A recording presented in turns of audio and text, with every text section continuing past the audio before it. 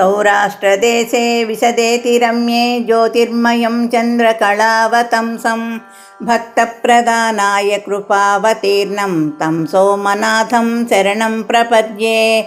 श्रीशैलशृङ्गे विविधप्रसङ्गे शेषाद्रिशृङ्गेऽपि सदा वसन्तं तमर्जुनं मल्लिकपूर्वमेनं नमामि संसारसमुद्रसेतुम्।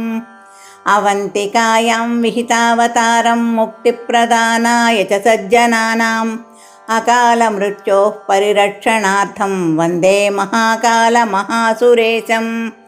कावेरिका नर्मदयोः पवित्रे समागमे सज्जनतारणाय सदैव मान्धा त्रिपुरे वसन्तम् ओङ्कारमीशं शिवमेकमीडे।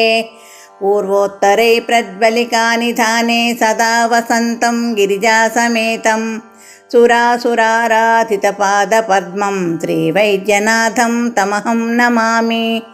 याम्ये सदङ्गे नगरेति रम्ये विभूषिताङ्गं विविधैश्च भोगैः सद्भक्तिमुक्तिप्रदमीशमेकं श्रीनागनाथं शरणं प्रपद्ये।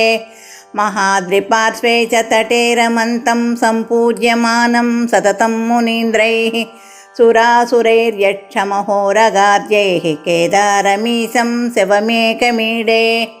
सह्याद्रिशीर्षे विमले वसन्तं गोदावरीतीरपवित्रदेशे यद्दर्शनात् पातकमासुनाशं प्रयाति तं त्र्यम्बकमीशमीडे। सुताम्रपर्णी जलराशियोगे निबध्य सेतुं विशिखैरसङ्ख्यैः श्रीरामचन्द्रेण समर्पितं तं रामेश्वराख्यं नियतं नमामि।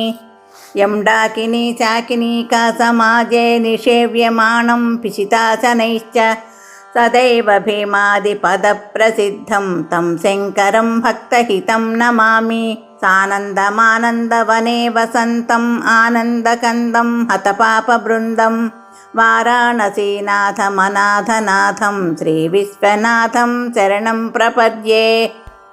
लीलापुरे रम्यविशालकेऽस्मिन् समुल्लसन्तं च जगद्वरेण्यं वन्दे महोदारतरस्वभावं कृष्णेश्वराख्यं शरणं प्रपद्ये।